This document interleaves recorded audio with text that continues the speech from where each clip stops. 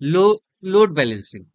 Load balancing, a load balancer distributes the incoming network traffic evenly across the multiple server to ensure high availability and scalability. Now let's talk about the what is the load balancing. Imagine you are a busy in a restaurant, and if all the customer go to one waiter and that waiter get tired while other are free, so you assign the customer evenly across all the waiters. So for that, what you will do? You will assign each customer to each waiter. If you have, right. Now, same thing as you also do with the help of the load balancing. What load balancing does? It distributes incoming traffic evenly across multiple servers. So no single server is overloaded and your app stay fast and available. Right. Now a traffic distribution that spread network request across the multiple server to improve your performance and reliability also, right? So in one line if we say, then a load balancer is something a traffic distributor, right? And traffic distributor where it spread the network, and in spread the network multiple server, it will take which server which data will go, which server which data will go, so that your complete server can access all the data in a form uniform way, so that all the server in have a proper improve you can say performance, proper performance, and have a proper readability and reliability, right? So what we do in the load balancer? In load balancer, we avoid what no single VM does all the work.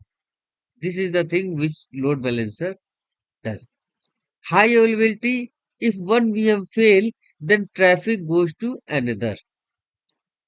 So this is called the high availability. Scalability means something you can add or remove VM very easily, and better user experience, that is way by which we can get faster and more reliable app performance. So all these things done by the load balancer, right?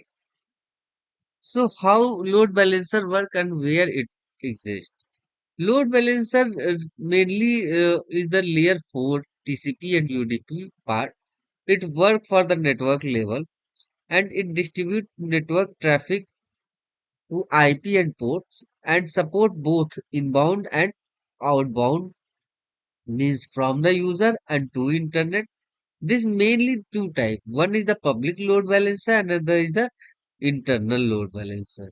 Public load balancer, as per the definition, it accepts the traffic from the internet and distribute it to the backend VM in private IPs. Internal load balancer use load balancing to inside the VNet. You have a VM behind the load balancer. So the public load balancer is balancing the traffic which is coming from the internet. Whereas internal load balancer balance the traffic within your private network. Right. Here few things you need to know. One is the public IP, purpose and example.